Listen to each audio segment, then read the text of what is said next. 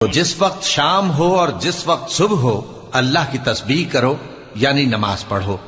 اور آسمانوں اور زمین میں اسی کی تعریف ہے، اور تیسرے پہر بھی اور جب دوپہر ہو اس وقت بھی نماز پڑھا کرو۔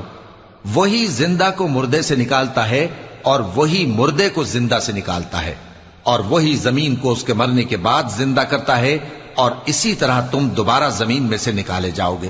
اور اسی کی نشانیوں میں سے ہے کہ اس نے تمہیں مٹی سے پیدا کیا،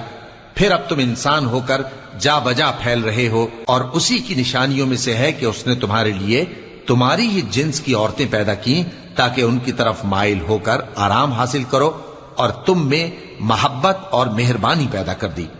جو لوگ غور کرتے ہیں ان کے لیے ان باتوں میں بہت سی نشانیاں ہیں۔ اور اسی کی نشانیوں میں سے ہے آسمانوں اور زمین کا پیدا کرنا، اور تمہاری زبانوں اور رنگوں کا جدا جدا ہونا۔ اہل دانش کے لیے ان باتوں میں